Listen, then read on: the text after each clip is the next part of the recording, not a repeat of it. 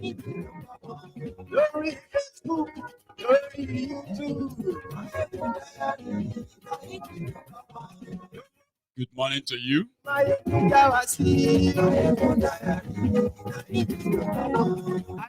Good afternoon to you.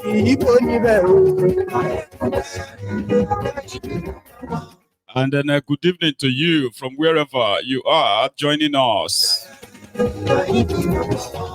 It is Sunday Sermon with Mayegun. Sunday Sermon. A no holds bar session on Mayegun's Diary Politico. It is a session whereby if you have, thin skin, you shouldn't be watching. It is a segment where as we call it, no holds bar. Okay. Read the caption of this broadcast, the description as well, and then share it. That is after liking it, by the way. Tell everyone that needs to know that Mayegun today.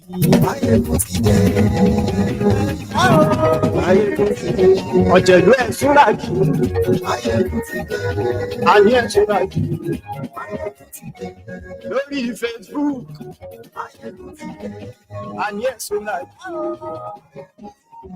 So there is still a Rogodillon, or there are Rogodillons. Ulobalu, after the birthday of a genocidist, Yakubu Golos. Yesterday we saw some few of those rogues in Nigeria singing the praise of a genocidist, a man that should have been killed for war crime, a man that should have been, killed, like I said, right, for committing war crime against humanity. Yakubu Golos, someone that possibly defies the notion that karma is real. So many people don't believe karma is real, right? It is an example of the reason why.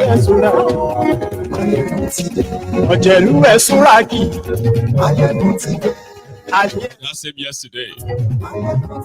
Your favorite, Peter Obi, joined the bandwagon. But today, thank you. So we have a no holds bar session called the Sunday Sermon on Mayegun's Diary Politico. It is like tuning in into your favorite, maybe not so favorite preacher's platform. Somebody that will say to you, to your face, and then it doesn't really matter whose ox is God in this matter. So good morning to you, good afternoon to you, and good evening to you from wherever you are joining us. I hope you have seen this, by the way. Yeah, this was from Peter Obi yesterday, praising the Yakubu Golos, the murderer. However, it is not the greetings that got people talking. It is mostly the wordings in that birthday greeting. According to Peter Obi, in his words, I'll put it back on the screen, by the way. In his words, said, I am privileged to join other Nigerians of goodwill to celebrate a highly respected leader. Who the heck respect a murderer? And former head of state Yakubu Golos on his 90th birthday anniversary. Now that is typical. However, the second paragraph, in a time of hate, you stood for love. At a time of strife, you stood for peace. At a time of division, you stood for unity. Really? Your life of service to our great nation, Nigeria, stands as one of sacrifice, leadership, and unity. Really? Your steadfast commitment to preserving the peace and sovereignty of Nigeria during a challenging period in our history will forever be remembered and revered. Really? Your exemplary leadership and statesmanship remain an inspiration to younger and many generations of Nigeria. Are you being serious, Peter? As we celebrate this milestone, I pray that God continue to grant you good health, wisdom, and grace of true fruitfulness. May your legacy continue to guide us as we strive to build a more united, prosperous, and just Nigeria. So these were the words of Peter Obi yesterday, which, like I said, has triggered a lot of reactions. Yakubu good loss is not a good man. Let us start with that. Yeah, you could possibly, as one of the elite, right, greet him and say happy birthday to you and all that, blah, blah, blah, blah.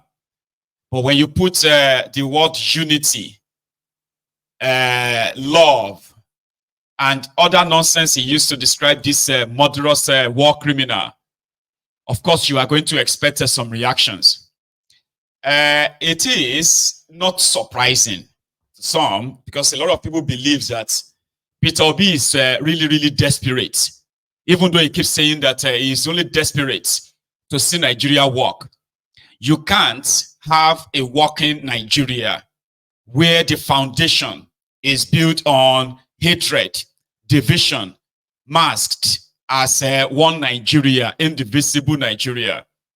One of the reasons why some of the murderers in Nigeria, criminals in Nigeria, have gotten away with a lot is because they've succeeded in removing history from Nigerian schools.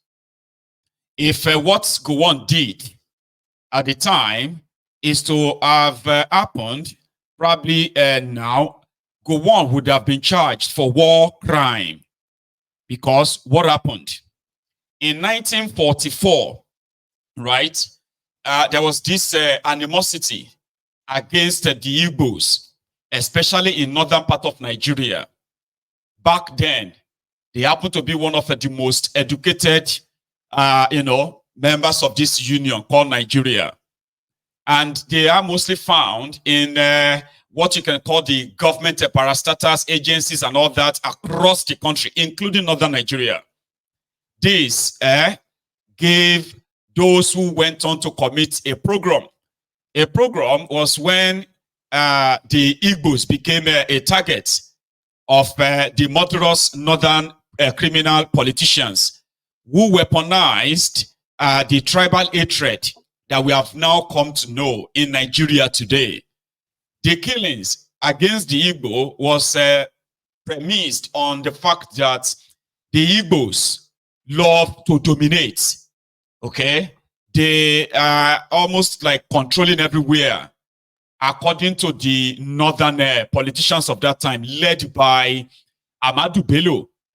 So it was like a, you will see a politically sponsored program, killings. I'm talking about where they will finish from their mosques and then they will move into towns, into people's homes, and they'll be looking for Igbos. So this continued because it was believed at the time that the Igbos wanted to control everybody in Nigeria. A politically sponsored program against them started from 1944 in Kano. So when things got to head was when the 1966 coup, the coup that saw to the killings of some political figures, especially that same Ahmadu Bello, that bigoted Ahmadu Bello.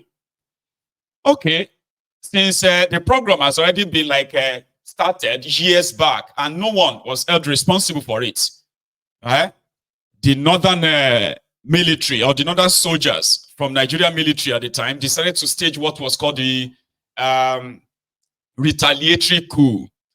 That retaliatory coup sought to the killings of thousands of Igbo soldiers, which eventually led to what will later become the Nigerian genocidal war.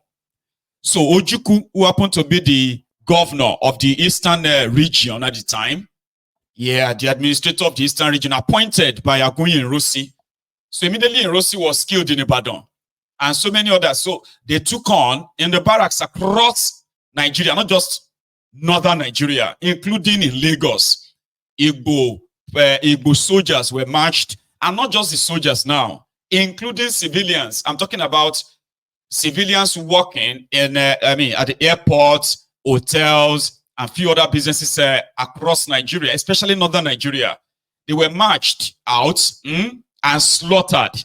Those who were trying to escape from northern Nigeria at the time, soldiers of northern extraction, they went straight to the what you call the military, the train stations, airport, including some of the Igbo Nigerians who just arrived in the country at the airport. They were all shot and slaughtered. It was a bloodbath. Yeah, you might have read the story that the 1966 coup was an Igbo coup, which happened to be another lie that has been sustained for years now, but it's already scattering, it's already falling apart. Okay, so now they killed and killed and killed until they couldn't find any Igbo in northern Nigeria. Those who Ojukwu called to return back to eastern Nigeria, because the only safe place for them was eastern Nigeria at the time. Back then, they still have the northern Nigeria, western Nigeria, eastern Nigeria being administered by the supposed appointed military head. Now, you see this program, right? Saw to the killings of more than 100,000 Igbos, or whoever look like Igbo, across Nigeria, except the eastern part of Nigeria. So Ojukwu decided to call the Igbos back. Now, when the Igbos who succeeded or managed to get back to the eastern part of Nigeria were there waiting for what would be the next line of action, the negotiation began, which was like, let's have a peace meeting, let's have a peace talk. People can return back to other part of Nigeria. Igbos can return. The Easterners can return. And when I mean, it's actually not the Igbos only. It is about the Easterners. And when they say Easterners back then, they are talking about the people in the area called the Niger Delta today. It was this political machination that caused the creation of what they call the Niger Delta region, including some of them who had to deny their Igbo connection or their Igbo ancestry. That's how fearful Nigeria was at the time for anybody that has anything to do with Igbo. If your papa, mama, or anybody in your family lineage has any connection to do with Igbo, you have to deny them. Until tomorrow, there are many of them who have denied their Igbo connection because of this. So the negotiation started. They had a meeting, a supposed peace conference in Lagos, which they invited the Igbos to participate, the Easterners to participate. Ojukwu declined because it wasn't really safe for him, he said. That was the meeting they took to Aburi in Ghana, a neutral ground. Remember again, the political disagreements or the disagreement between the political class led to the killings, the tribal killings, the slaughtering of anybody from the eastern part of Nigeria. The politicians, you see this tribal thing you are seeing today that Tifnumbu and his gang are promoting in APC. It was the same back then. Politically, the difference between now and then was that they haven't started ordering their supporters to go after the Igbos and kill them on the streets, at the airport, their businesses, burn their houses down. In 1944, it was that strike, it was that strong, okay, that it was a foolish thing for anybody from the eastern part of Nigeria to actually be living outside the eastern part of Nigeria. Sure you get? So they took this to the Aburi, hang on. So when these guys who planned the retaliatory coup, who killed as many Igbo soldiers as possible at different, but I'm talking about they marched them out and they shot and slaughtered them. Right? That was what the retaliatory coup was all about.